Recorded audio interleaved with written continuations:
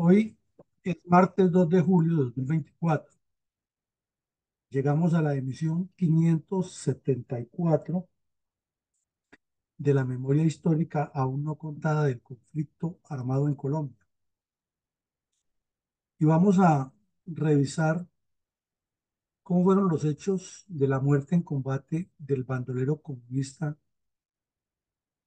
Enoc Leal, alias Cabo Diamante, uno de los fundadores de las Republiquetas Independientes que montaron el Partido Comunista y las guerrillas comunistas que luego se llamarían las FARC en el centro del país sobre las cordilleras central y oriental. Estos hechos ocurrieron eh, a mediados de 1964, pero solamente hasta abril de 1965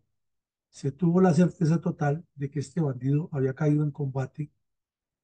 debido a una serie de pruebas que por fin logró establecer la sexta brigada, que en ese momento tenía sede en Ibagué, pero cubría la zona de Neiva y tenía que ver con el área operacional donde estaban creadas la mayoría de las republiquetas independientes del Partido Comunista. Fue un golpe duro para las guerrillas comunistas, habida cuenta que este era uno de los más cercanos criminales, compañeros de tiro fijo, de Januario Valero, de Joselo, de Balín y de otros delincuentes de los fundadores de las FARC. Entonces, entremos en materia. Mi coronel, ¿quién era el bandolero comunista Enoc Leal, alias Diamante, ficha clave del Comité Central del Partido Comunista en la construcción de las repúblicas independientes en el centro del país, sobre la cordillera oriental y central, durante las décadas de 1950 y 60? Pues este bandido, Enoc Leal, fue inicialmente miembro del Partido Liberal en el Cauca y allí hizo parte de la época en que varios bandidos de esta afiliación hicieron la transición progresiva hacia el comunismo, reclutados o por el propio Partido Comunista o por las guerrillas comunistas, o en el caso específico de este bandido, cuando el MOEC se ilegalizó en Bogotá por estar destruyendo la infraestructura urbana y terminó refugiado en el Cauca y en el Valle bajo la dirección de una cuadrilla que encabezaba Pedro Brincos. Pedro González alias Pedro Brincos, de quien ya hablamos aquí varias veces y contamos su historia como bandido en el Tolima y en otras partes del país, en Davao, el Cauca. Entonces, Pedro Brincos lo vinculó al Partido Comunista. De allí comenzó a ser parte de las guerrillas comunistas que delinquían en el oriente del Cauca y luego, cuando ya comenzó la construcción formal de las repúblicas independientes, fue enviado al Guayabero como el jefe de las cuadrillas que allí estaban estructurando el control poblacional y la actividad delictiva en la zona. En esa región del Guayabero llegó de una vez a disputarle el control a los liberales antiguos que tenían que ver con las guerrillas de los llanos orientales. Y al estar en esta zona, comenzó a organizar toda una republiqueta comunista con una estructura similar a la del Pato, la de Marquetalia y la de Río Chiquito. Era uno de los cabecillas principales, estaba en ese sentido al nivel de tiro fijo de Joselo en el Pato y de Ciro Trujillo en Río Chiquito. Cuando comenzó la operación Marquetalia, el ejército y la policía desarrollaron operaciones simultáneas en Río Chiquito y en el Guayabero, y entonces ahí se detectó que había una cercanía muy fuerte entre las guerrillas comunistas que estaban haciendo el mismo trabajo en el Pato y el Guayabero y se inició una nueva operación en esa zona. Y había un puesto de carabineros muy cerca del Pato y el Guayabero y allí en esa zona fue donde se presentó el combate donde cayó este bandido. Es una historia bien compleja que no ha sido relatada en su completa dimensión y por eso existen tantos vacíos y se dice siempre es que eran unos humildes campesinos a los cuales el Estado les quitó la posibilidad de desarrollar su propia comunidad, porque lo cierto es que eran cuadrillas muy bien organizadas, armadas hasta con ametralladoras 250 para derribar aeronaves, eh, con áreas perfectamente determinadas donde controlaban, con reglamentos y disposiciones de organización social de corte comunista y sobre todo aplicando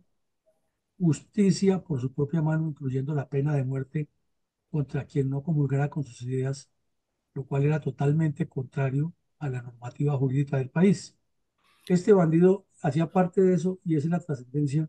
de ese delincuente dentro de la estructura de las FARC. Mi coronel, entonces, ¿cuál fue el desenlace inicial de la operación Soberanía de las fuerzas militares, conocida coloquialmente como la Operación Marquetalia, y cuáles fueron los objetivos inmediatos de las fuerzas militares? Bueno, pues para la época hubo un río de información. Tan pronto se produjo la incursión del ejército a la zona de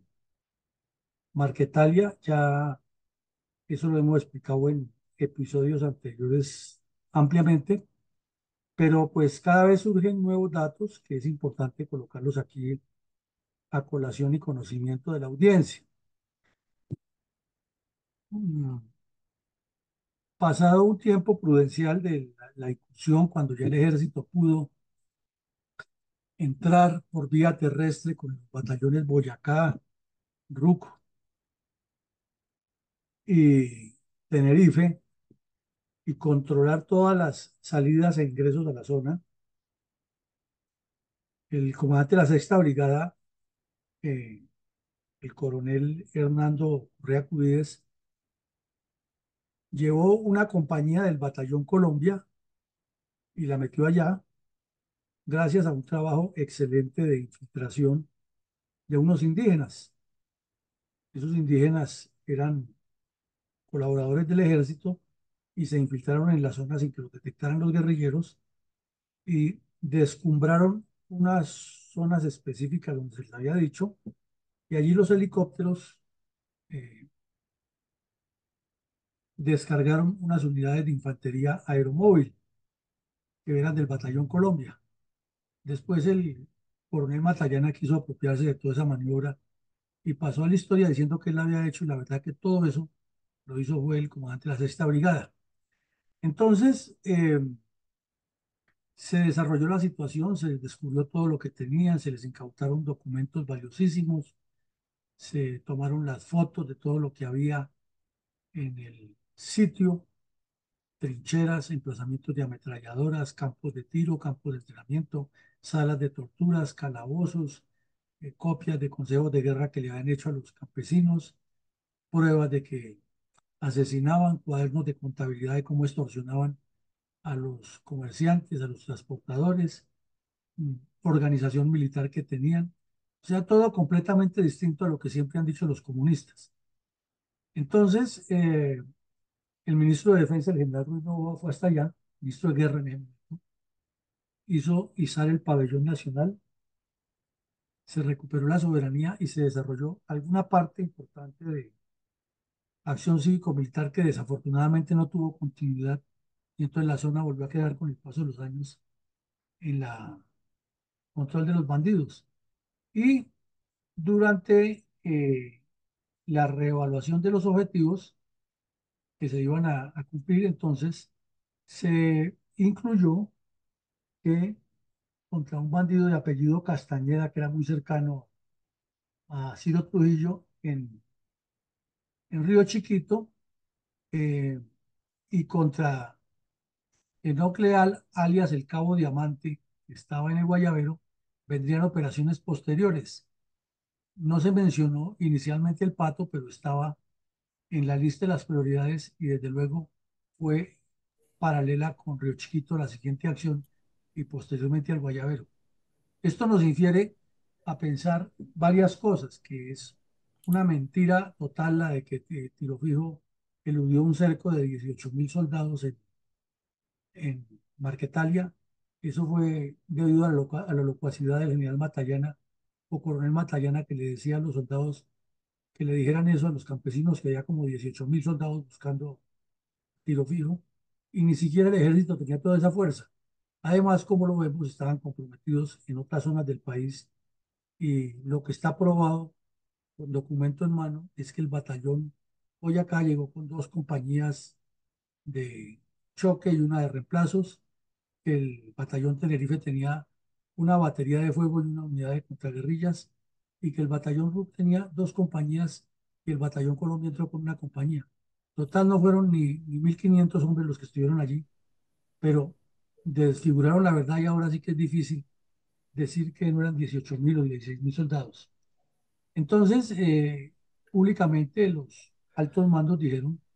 que las próximas operaciones serían contra Ciro Castaño y Diamante. Esa es como una radiografía muy concreta de lo que pasó en los primeros meses de la Operación Marquetalia u Operación Soberanía, que era el nombre legítimo.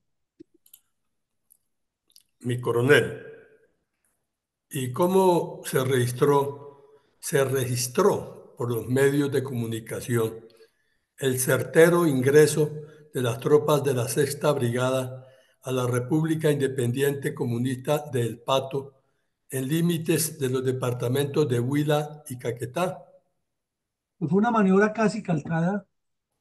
de la Operación Marquetalia, porque en realidad era el esquema era el mismo, el comportamiento del ambiente operacional era el mismo. O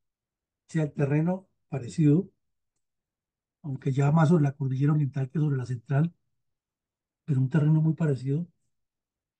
Un ambiente geohumano muy parecido, porque la mayoría eran colonos movidos por el Partido Comunista y los liberales durante la época de la violencia tripartidista.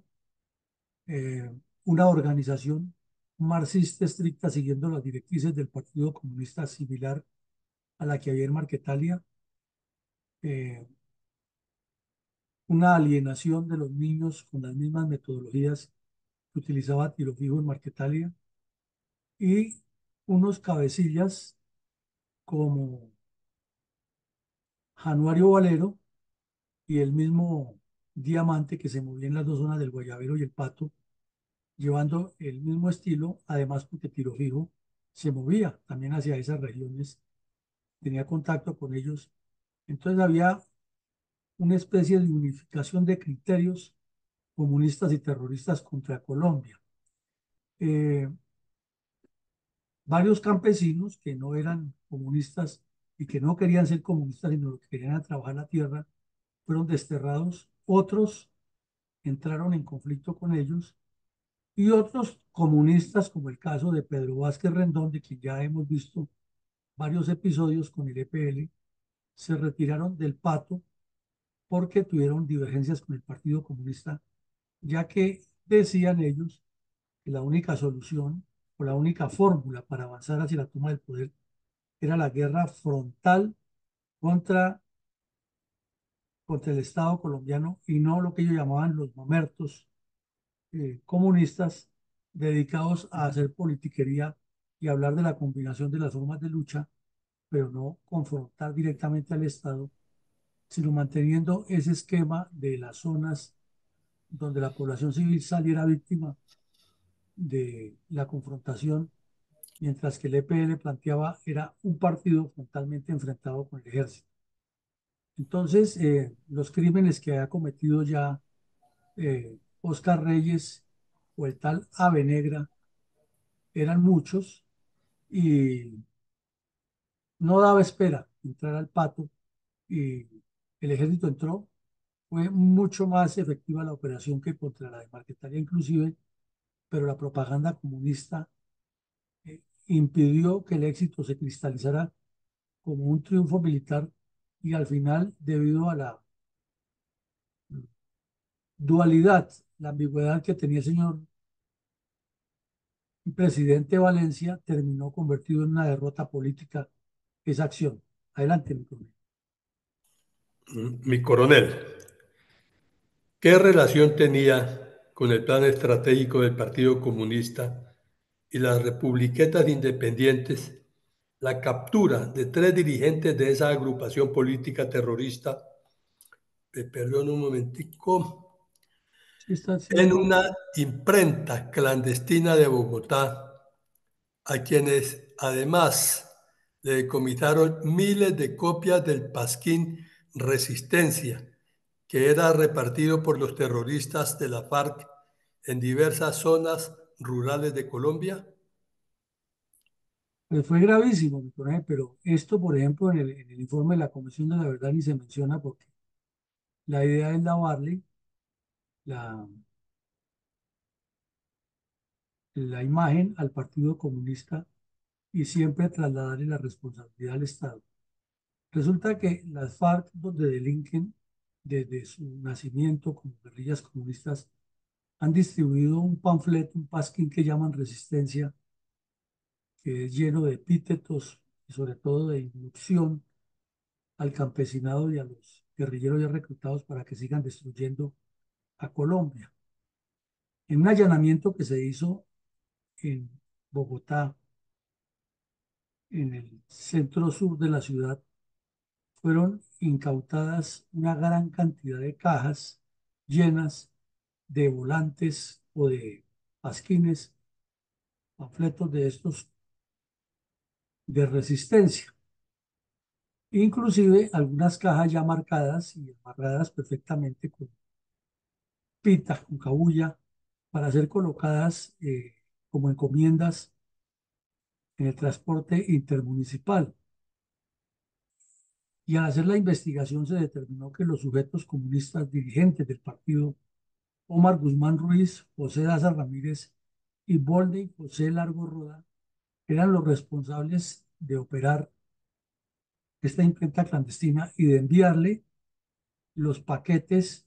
a distintos delincuentes distribuidos en ciudades como Valledupar, Ibagué, Sincelejo, El Banco, Cúcuta, y estaban ya, como decimos, las cajas marcadas con las direcciones exactas y los números de teléfono de contactos. Al hacer toda la investigación se determinó, primero, que ese era el mismo pasquín que han repartido el día que Tiro Fijo y Jacob Arenas asaltaron el municipio de Insá y cometieron un genocidio, inclusive el asesinato de dos monjas que bajaron de un bus, las arrodillaron y las fusilaron delante de los campesinos. Y también encontraron que todas las personas, como María López en en Santa Marta, Víctor González en Cúcuta, Antonio Seguini en Valledupar, Juan Vargas en el almacén El Batán de Ibagué, todos eran miembros del Partido Comunista y miembros activos de las redes urbanas de apoyo a las guerrillas comunistas que en breve se convirtieron en las FARC. Entonces, mirando eso, nos queda bien claro que lo que estaba ocurriendo en Marquetalia no era un hecho aislado, que lo que estaba ocurriendo en el Pato no era un hecho aislado, sino que era una estrategia conjunta del Partido Comunista y ya difícil que la academia lo presente así y qué difícil que los políticos colombianos reconozcan su ineptitud y su incapacidad para gobernar a Colombia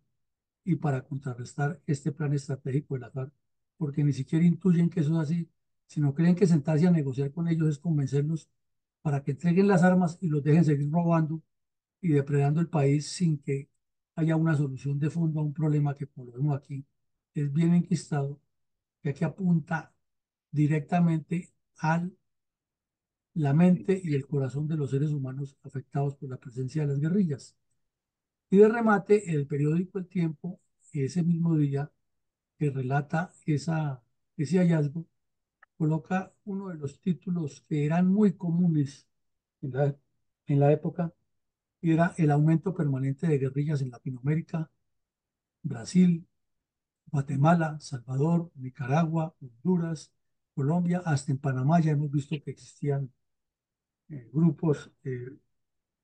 dirigidos desde Cuba, Perú, Ecuador, Chile, Argentina y Uruguay. O sea,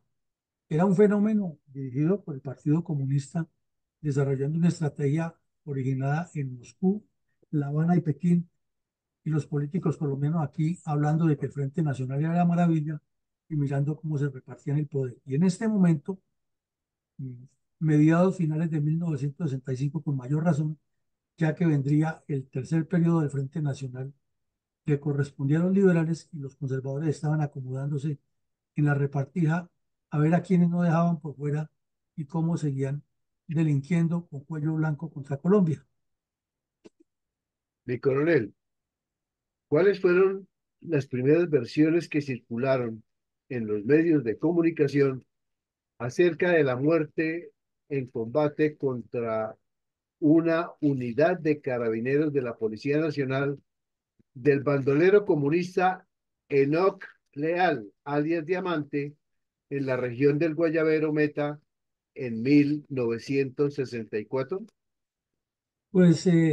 informaciones que llegaban a la brigada dijeron que el 25 de julio del año, de junio, perdón, del año 1964, mientras estaba desarrollando la operación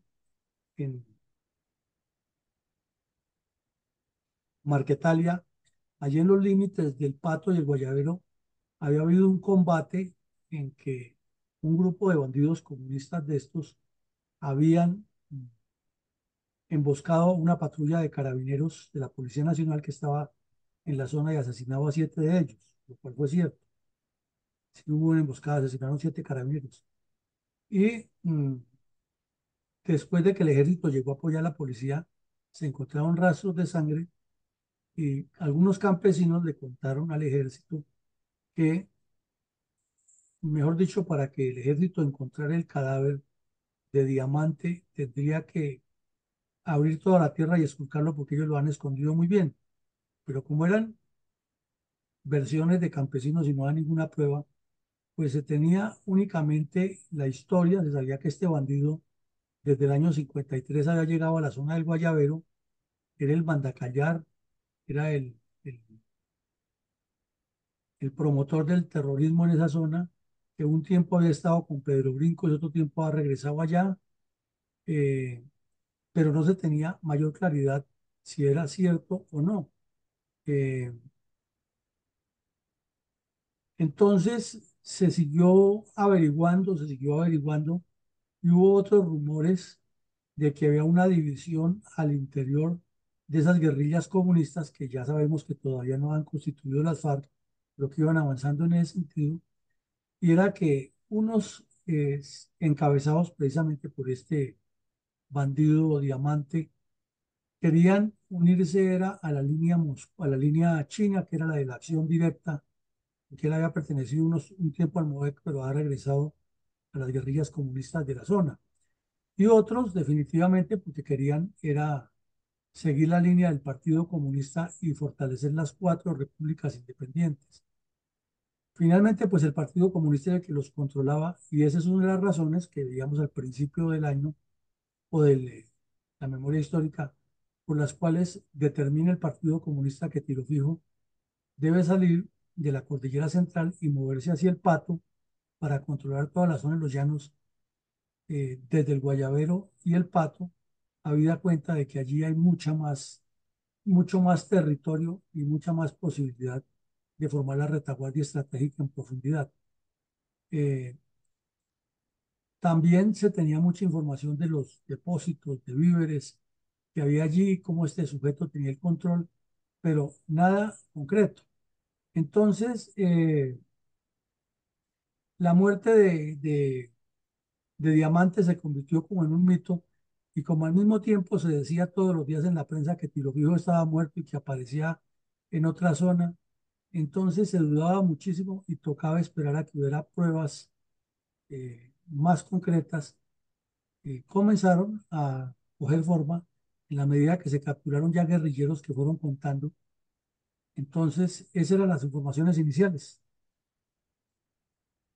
Mi coronel, ¿por qué la sexta brigada se demoró más de 6 meses en confirmar la muerte en combate contra una unidad de carabineros de la Policía Nacional del bandolero comunista José Enoc Leal, alias Diamante, en la región del Guayabero Meta en 1964? Pues primero porque no había la prueba, ¿no? Porque era muy difícil constatarlo. Pero luego, ya cuando entraron directamente al Pato, que hubo unos combates muy fuertes, en los documentos que se encontraron, ya quedó escrito o quedó confirmado por medio de documentos escritos que este bandido ya no estaba, comenzando porque ya no era el que firmaba los, lo que ellos llamaban las órdenes del día, comenzando porque los campesinos, algunos decían que no lo han vuelto a ver y otros fueron dando informaciones que lo corroboraron completamente, hasta que al fin fue capturada la hermana de Martín Villa, Cristina Trujillo Bustos, una mujer de origen bayuno, eh, en el municipio de Baraya Huila, en Laureles. Y resulta que ella sí confirmó que con la compañera sentimental de este bandido, Enoc Leal, habían participado en el sitio del entierro en la montaña y contó toda la historia. Resulta que este le pasó algo parecido a lo del cura Camilo Torres. En el momento de la emboscada se arrojó a robarle las armas a los policías asesinados y uno de los policías que estaba en la reacción lo hirió de muerte. Entonces los bandidos lo sacaron rápido, lo internaron en la montaña, lo enterraron en un lado, luego fueron y lo desenterraron y lo cambiaron de sitio y por eso era que decían que no lo iban a encontrar nunca. También se estableció en ese interrogatorio que fue plenamente confirmado, eran los sitios donde tenían lo que ellos llamaban las avanzadas o retenes guerrilleros. Entonces, si nos asombramos de que eso existe ahora o que existió en la década de los 90, no, eso viene desde los 60. En los caminos que hay entre el Huila y el Meta, por el lado de Colombia y por el lado del Pato, hacia el Caquetá, tenían retenes montados y así controlaban quién entraba y quién salía a la zona, porque son caminos que definitivamente son obligatorios y algunos de ellos, igual que ocurría en Marquetalia, los han construido los bandoleros comunistas, forzando a la población civil a que trabajara en eso y que mantuviera el silencio. Y esta mujer, Cristina Trujillo Bustos, pues era una de las fundadoras de las FARC y su hermano guerrillero muy conocido, Martín Villa, que ya murió hace unos años de viejo, nunca purgó un solo día de pena por todos los crímenes que cometió en el Meta y Caquetá y Huila, al lado de Tirofío, pues era una persona que sabía muchísimo y toda la información que dio fue exacta. Entonces, por eso fue que se demoraron tanto, pero al fin dieron la información y publicaron la foto del bandido que vemos ahí en la ayuda al lado izquierdo. Ese era José Nocleal, alias el Cabo Diamante. Gracias, mi coronel. ¿Cuál fue la positiva ganancia de acción psicológica realizada por los soldados de la Sexta Brigada en la zona de El Pato, que fue pésimamente manejada por el gobierno nacional de Guillermo León Valencia y sus sucesores? El Coronel fue tan pésimo el manejo que hay que resaltarlo aquí. Resulta que los mismos medios de comunicación fueron hasta el sitio y entrevistaron a las familias de los campesinos que regresaron a la zona después de que el ejército ocupó completamente el Pato, reorganizó y desentrañó toda la infraestructura terrorista que tenían las FARC allá, o el Partido Comunista con sus guerrillas, porque repito, todavía no se llamaban FARC. Y dice aquí, lo leemos textualmente, la mayoría de las familias que buscaron el monte aquel día, o sea, el día que entró el ejército allá, lo hicieron atemorizadas por los antisociales, que divulgaron la especie de que las tropas las exterminarían y a los prisioneros les darían el mismo tratamiento que a las cuadrillas bandoleras. La versión fue propalada desde semanas anteriores a la llegada del ejército y ante la inminencia de la operación militar que las cuadrillas previeron cuando observaron que las tropas reforzaban puntos claves. Además de causar el pánico entre los colonos a quienes mantenían exasperados, los bandoleros buscaban despertar el odio de los campesinos al ejército, evitar que colaboraran con las Fuerzas Armadas e impedirles a las tropas informaciones y aprovisionamientos por los frutos de la región. Los colonos que ahora salen del monte se presentan a los puestos militares, son acogidos por el ejército, auxiliados y reincorporados a sus lugares de labor. A la recuperación civil de los campesinos, declaró el coronel Currea Cubides, han contribuido notoriamente las publicaciones de la prensa que retransmiten las emisoras huilenses y que éstas redactan sobre los fines de las operaciones de las Fuerzas Armadas, llevando así la tranquilidad y el ánimo a los campesinos. Y uno se pregunta si esto fue publicado por los medios de comunicación y fue ratificado, ¿por qué el señor de Rux miente de manera tan descarada sosteniendo la teoría de que allí lo que había era una persecución del Estado contra los campesinos, cuando los mismos medios de comunicación que nunca han sido cercanos a la institución militar, al contrario, críticos, publicaron esa realidad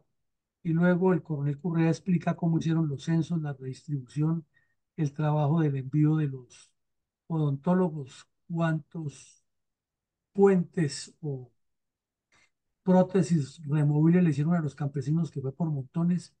Hubo soldados que los entrenaron aquí en Bogotá en talleres de odontología para que supieran tomarla, primero sacar las muelas y hacer la curación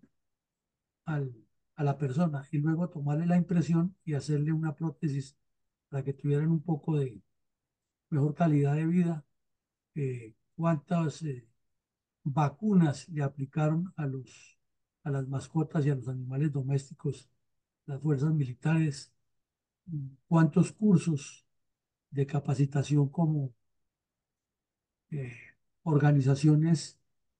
agropecuarias les dictaron, etcétera? Eso lo esconden y no lo cuentan y lo hizo el ejército allá y lo hacían soldados que algunos a duras penas tenían la primaria. Entonces, el regreso de las familias al pato es algo muy valioso que hizo el ejército y les garantizó que les titularan sus tierras, pero ahí viene el pero, que terminada la operación, ya terminó el gobierno del señor Valencia, vino el gobierno del señor Lleras y las cosas cambiaron completamente de tono. Se habló mucho de la reforma agraria, se olvidó eso y finalmente en el gobierno de San Pedro le dieron la titularidad de las tierras como reservas campesinas y es lo que tenemos ahí hoy metidas todas las milicias de las FARC controlando la población como si fuera un estado independiente. Entonces todo ese trabajo que hizo el ejército se perdió. Esa es la conclusión o la respuesta más acertada a su pregunta. Qué terrible realidad. ¿Cuál fue el contenido del comunicado oficial firmado por el coronel Hernando Currea Cubides, comandante de la Sexta Brigada, informando los resultados operacionales de las tropas bajo su mando contra las cuadrillas del Partido Comunista asentadas en las repúblicas independientes de la Cordillera Central y Oriental? Pues, mi coronel, primero hay que admirar que con muy pocas tropas, con muy pocos medios, pero con una voluntad de hierro, los soldados de Colombia eh, hicieron mucho, demasiado, en una zona tan grande y de tan difícil acceso, porque son dos cordilleras que hay que tener pierna para subirlas y bajarlas, y mucha resistencia física para soportar la lluvia permanente y la inclemencia del ambiente que es fuerte. Esas zonas son muy difíciles. Son hermosas, sí, en las zonas donde hay ríos y donde hay cascadas y son muy tierras muy fértiles, pero caminar a campo traviesa por el monte es duro en esas zonas, tanto en la cordillera central como la oriental, ahí donde se forma ese nodo. Y pues ahí fue donde el Partido Comunista formó las repúblicas independientes y la Sexta Brigada, con muy pocas tropas, realizó una cantidad de operaciones importantísimas que tampoco las mencionan para equilibrar la información del cuento de los campesinitos, el señor de Rux, ni los comunistas en general. Ellos nunca lo nombran. Pero aquí traemos a colación esta foto de una publicación que salió en los medios de comunicación en su momento, en la cual la Sexta Brigada publicó un comunicado que en los meses de abril, mayo y junio, esto lo publicó el 16 de julio del 65, había tenido una gran cantidad de combates en los cuales habían dado de baja a 23 terroristas del Partido Comunista en Marquetalia, Río Chiquito y El Pato, y el Guayabero, perdón. No, y El Pato también, o sea, en las cuatro. Y menciona que en Marquetalia, por ejemplo, habían dado de baja a alias el teniente Jaramillo, que era otro de los cercanos a Tiro Fijo y fundadores de las guerrillas comunistas, que en El Pato dieron de baja a Pedro Arteaga Campos, integrante de la cuadrilla de Angelino Godón, alias Figueredo, que en Las Perlas, esto es en el Caquetá, allá por El Pato, también han dado de baja a Pablo Guzmán, alias Cabo Mario, y Ángel Mario Lozano, integrantes también de la cuadrilla de Angelino Godoy. Y así relatan en otras partes y corroboran que se verificó ya definitivamente la muerte de Diamante y quiénes eran los nuevos cabecillas integrantes de las cuadrillas. Eh, También informa cuántas armas largas les han decomisado, cuántas armas cortas, municiones, documentos, víveres, equipos de comunicaciones, equipos de sanidad y planes. También se menciona otros sitios donde hubo otros combates y fueron dados de baja bandidos.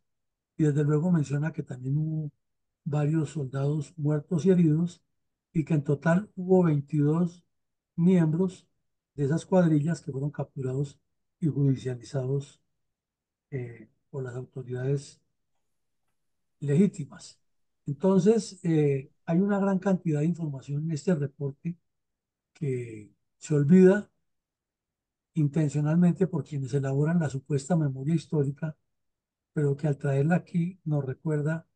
la calidad humana, la voluntad y la fortaleza que han tenido nuestros soldados ayer, hoy y siempre para darle libertad a Colombia. Mi coronel, ¿qué lectura podríamos dar a las irrespetuosas crónicas acerca de las mentirosas virtudes de varios bandoleros comunistas colombianos, entre ellos Egnod León Leal, alias Diamante, publicadas en abril de 1969 en una revista oficial soviética? Pues resulta, mi coronel, que ya a finales del 69, al término del tercer periodo del gobierno del señor Lleras, el periódico El Tiempo publicó en sus páginas editoriales un titular o una crónica, una noticia sarcástica y que lo tituló Los rusos lo ven así y detalla que una revista rusa cuyo nombre no quieren mencionar, pero desde luego era una revista oficial, porque en ese tiempo en la Unión Soviética no había publicaciones particulares, o sea que tenía el visto bueno del gobierno de Moscú y de la Unión Soviética, mencionaba que el presidente Lleras Restrepo, que supuestamente estaba con el pueblo porque ha hecho una reforma agraria, era un lacayo del Imperio Americano, palabras que son muy comunes en la jerga comunista, y que los verdaderos líderes de Colombia eran Jacobo Prías Alape, o el famoso bandido Charro Negro, más conocido Charro Negro, eran otro que le decían Alma Negra, es que lo más por el apodo que le tenían, ya uno se imagina la calidad de bandido que era, Diamante, Richard, eh, y otros como Rata Negra, Tiro Fijo, Cara Vieja, Rompehuesos, El Almanaque, etcétera, eran conocidos por sus crímenes en la zona. Entonces, la Unión Soviética les rendía honor a luchadores populares que querían cambiar a Colombia y cuestionaba al presidente Yeltsin. Entonces, eso nos lleva a pensar que además de un acto publicitario, es que estas guerrillas comunistas que tanto daño le han hecho al país, han actuado no solo en seguimiento de las directrices del Partido Comunista Colombiano en el orden local, sino que es toda una estrategia internacional y que se junta con lo que acabamos de ver, la noticia de que estaban aumentando paralelamente en todos los países del continente las guerrillas comunistas en los años 60. Mi coronel, ¿se podría argumentar de alguna forma que el pacto Far-Santos o el pacto Pizarro-Barco trajeron paz o mejorías para la paz de Colombia y la pesada carga de vida o muerte que a diario padecen los miembros de las fuerzas militares y de Policía Nacional en Colombia? Pues mi coronel diríamos que no, porque son los dos supuestos procesos de paz en los que han estado el M-19 y las FARC. Y hoy vemos en Colombia que la guerra vuelve a estar presente los mismos factores. El M-19 en el gobierno causándole todos los males posibles al pueblo colombiano y las FARC todavía en la oposición armada destruyendo la nación. Y se han firmado dos pactos, uno en Corinto, Cauca y otro en La Habana, Cuba y el Teatro Colón, argumentando lo mismo, dos presidentes se han arrodillado ante los bandidos y esos bandidos lo que han hecho es reciclarse y hacerle más daño al país sin que se note ningún cambio trascendental. Entonces, ese par de fotos que vemos ahí son patéticas y nos demuestran, eso sí, que en ambos casos ha estado la narcodictadura cubana de por medio. El M-19 era una guerrilla comunista orientada desde Cuba, así dijeran que eran nacionalistas y que no eran comunistas, y así el señor Petro y sus cómplices lo nieguen y digan que ellos nunca han sido comunistas y lo que sea, pero lo son. Y las FARC tuvieron la complicidad de la narcodictadura cubana para montar el show en La Habana. Y luego, como vemos ahí, Santos y Timochenko acordando terminar de hacerle daño al país y el hermano del narcodictador Fidel Castro poniéndole las manos encima a los dos, bendiciendo la unión de dañinos contra el país. Adelante, Víctor. Mi coronel, escuchemos un minuto de silencio en memoria de todas las víctimas del narcoterrorismo comunista contra Colombia, en particular de los miles de asesinatos ordenados por cabecillas, grupos bandoleros y luego narcoterroristas en nombre del Partido Comunista Colombiano y otras agrupaciones.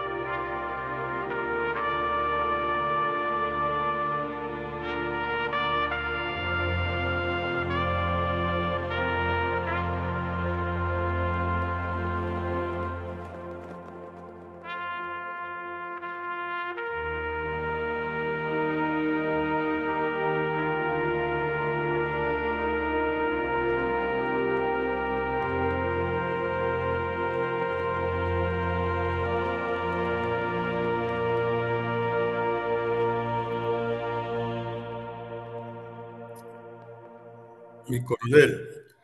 ¿nos puede enunciar algunas reflexiones de orden político estratégico respecto a la muerte en combate contra una unidad de carabineros de la Policía Nacional del bandolero comunista Enoc Leal, alias Diamante, en la región del Guayabero Meta en 1964?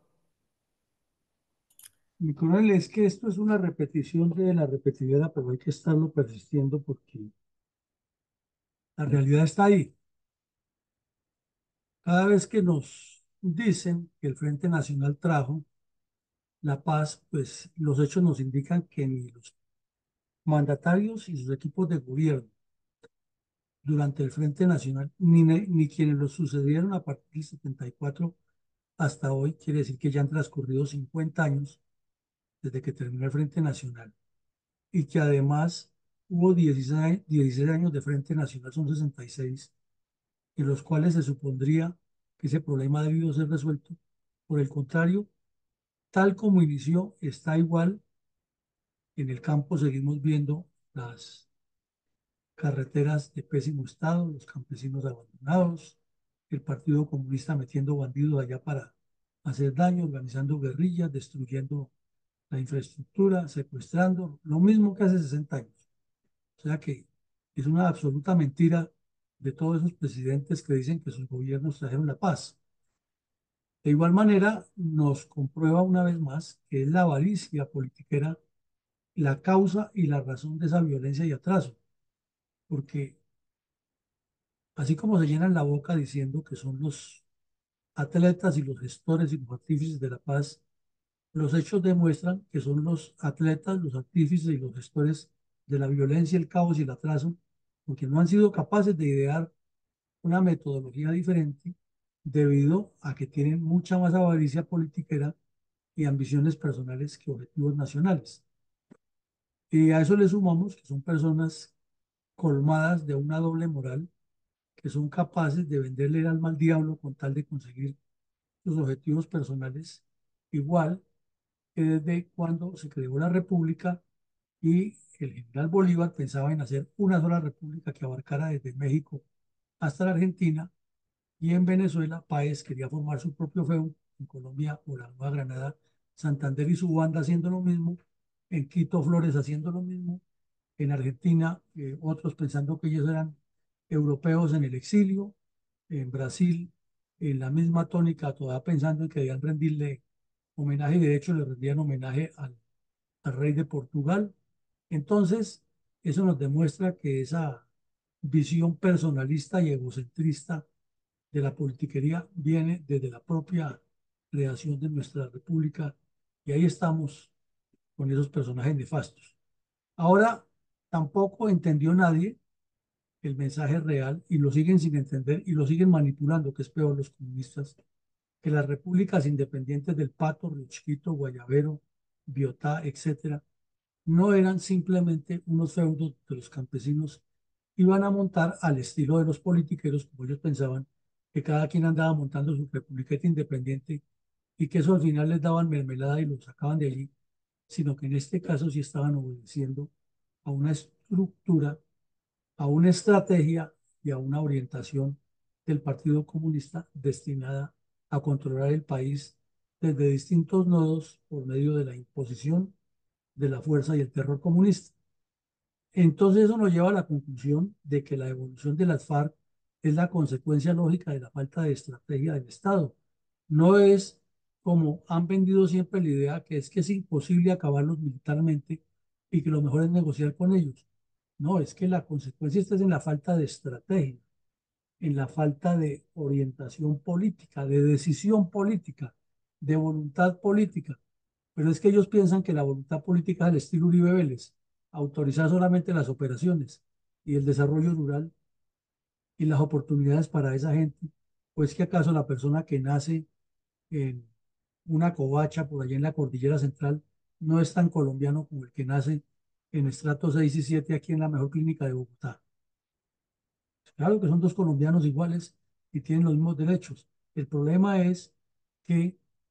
los dirigentes políticos, por andar en su rapiña y en esa estupidez que se inventaron aquí cuando terminó la guerra de la independencia, en que es que hay unas clases sociales privilegiadas, porque es que tienen origen divino, ya que los españoles nos lo enseñaron y nos lo metieron en el ADN, es que si era hijo de españoles y nacía en Latinoamérica, no era del linaje español, y entonces por eso no podían gobernar, y todo eso generó una diferencia de clases que se fue materializando en que unos sí podían gobernar y robar, lógicamente, y otros no, que unos tenían derecho a ser los dueños de la tierra porque era que eran los que venían de la línea española, en cambio los otros no podían, y todas esas estupideces que es la que nos tienen todavía. Y fueron, aparecieron los leguleyos santanderistas dándole forma a todo eso. Entonces ahí estamos metidos en ese mare magnum de odios, intrigas y de violencias que no salimos de ahí. Bueno, igualmente fue un error garrafal y sigue siéndolo, no creen en los proyectos de la narcodictadura cubana, que es universalizar el comunismo en el continente. Y de manera increíble, el señor Juan Manuel Santos, ansioso de su premio Nobel de Paz, fue y puso el gato a cuidar el queso, es que hacer la negociación con los bandidos de Cuba y con los bandidos de las FARC. Entonces no se sabe cuál de los tres era más bandido. Eso fue un error garrafal, pero lo peor es que ahora el señor Petro, eh, que es de los mismos, está negociando también con las FARC y el ELN poniendo de mediador a Cuba. Ahí sí, el remate es total para la corrida. Lo dijimos al mencionar los puntos uno, 2 y 3, es que como no hay políticas de Estado y no hay objetivos nacionales, el país ha andado al garete porque cada quien cree que es mejor llevarle la contraria al que hizo algo antes o tratar de sacar la nariz más que él a lo largo de la historia colombiana, y esa ha sido una constante desde cuando Simón Bolívar partió a liberar al Perú y al Ecuador, y aquí se quedó toda esa taifa de descompuestos repartiéndose el poder y poniéndole trabas, y cuando vino lo querían hasta matar, porque vino a ponerle orden a esto. Entonces, ahí para allá lo que hemos tenido es siempre esas ambiciones personalistas y ni una sola política de Estado, ni un solo objetivo nacional. No los ha habido nunca, a diferencia de los que tuvo el Libertador, que revivió el señor Reyes y que parcialmente los puso Rojas Pinilla. De resto, no hemos tenido objetivos nacionales ni políticas de Estado. Siempre han sido los politiqueros cuadrando sus intereses personales. Síntesis, lo que está haciendo el señor Petro con el ELN y con las FARC será más de lo mismo, y si seguimos en este ritmo, tendremos a nuestros nietos dentro de 40 y 50 años hablando de que ya la violencia no lleva en Colombia 70 años de violencia comunista, sino que serán 120. Adelante, mi coronel, con los comentarios del día de hoy.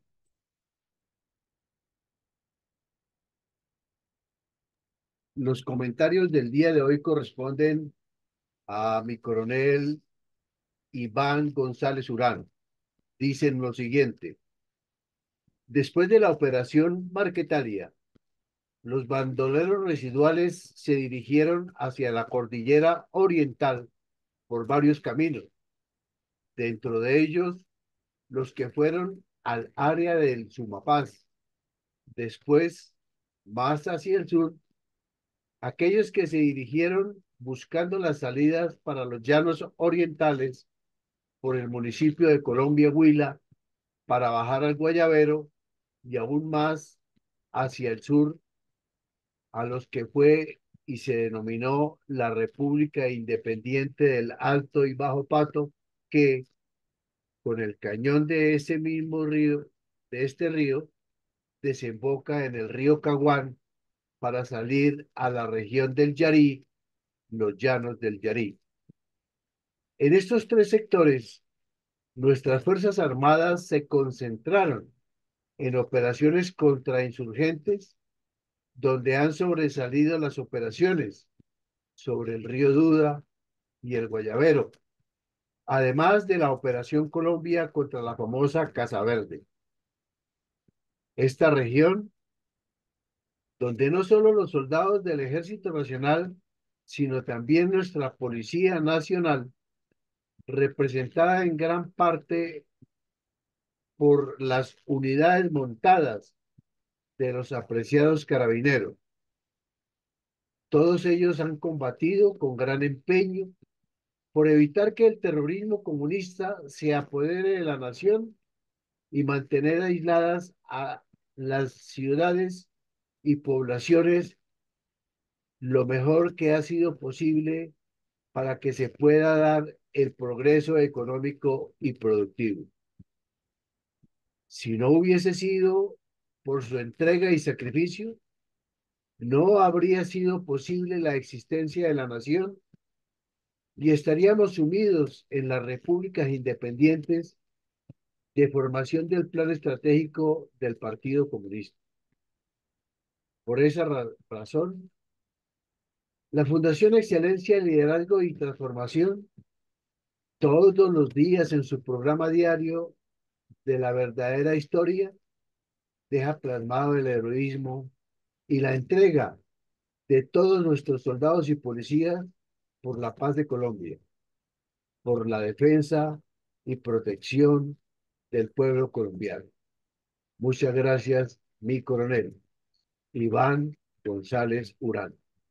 Bueno, muchas gracias. Sí, lo que dice mi coronel Iván González es cierto. El ejército poniendo los muertos, la sangre, el sudor, el sacrificio,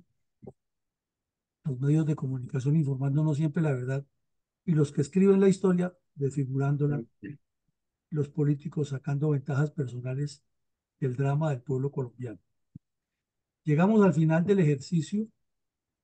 Los invitamos para que esta noche, antes del partido de Colombia, vamos a hacer un ejercicio con el señor director, exdirector de la policía en Bogotá, el general Eliezer Camacho, quien nos va a hablar de las dificultades que está teniendo la Policía Nacional, a pesar de que las leyes están vigentes, con todas estas decisiones absurdas del gobierno Petro para poder combatir la delincuencia en las ciudades y las áreas rurales. Y mañana continuaremos con nuestra memoria histórica y con nuestras actividades diarias de análisis estratégico y político. Feliz día para todos y que Dios nos siga acompañando y bendiciendo. Gracias, mi coronel. Feliz día para todos.